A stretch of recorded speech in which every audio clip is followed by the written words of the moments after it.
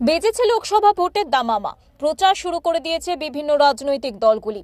আর এই আবহেই উত্তরের কুমারগ্রাম ব্লকের কুমারগ্রাম পঞ্চায়েতের দুর্গাবাড়িতে বিজেপি প্রচার শুরু করলো। রাজনৈতিক কর্মী সভা করলো বিজেপি।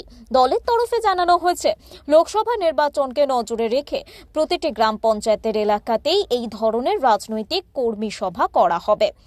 এদিনের রাজনৈতিক কর্মী সভায় উপস্থিত ছিলেন বিজেপির আলিপুরদুয়ার জেলা সহ সভাপতি জয়ন্ত দাস, দলের জেলা সম্পাদক সুনীল মাহাতো, কুমারগ্রাম 2 নম্বর মণ্ডল সভাপতি নলিত দাস সহ অন্যান্যরা।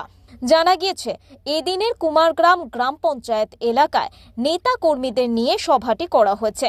এই কর্মী সভায় লোকসভা ভোটের রণকৌশল নিয়ে আলোচনা করেন দলের নেতৃত্ব। কুমারগ্রাম বিধানসভার 18টি গ্রাম পঞ্চায়েতে রাজনৈতিক কর্মী সভা। আগামী দিনে তৃণমূল কংগ্রেসের বিরুদ্ধে এই পশ্চিমবাংলায় জয়লাভ এবং আলিপুরদুয়ার লোকসভা আসন ধরে রাখার ক্ষেত্রে যে রাজনৈতিক রণকৌশল এবং বিজেপির যে সাধারণ মানুষের জন্য যে প্রকল্পগুলো নিয়ে এসেছেন সেগুলোর একটা প্রশিক্ষণ নিয়ে আজকে রাজনৈতিক কর্মী সভা 18টা গ্রাম পঞ্চায়েতে হওয়ার কথা, সেটা কুমারগ্রাম গ্রাম পঞ্চায়েতের মাধ্যমে আজকে থেকে শুরু হলো। আগামী 9 তারিখের মধ্যে 18টি গ্রাম পঞ্চায়েতে ঠিক এইভাবেই আমরা এই কর্মী সভাগুলোকে করব। শঙ্কর সেনগুপ্তের রিপোর্ট, ওঙ্কার বাংলা।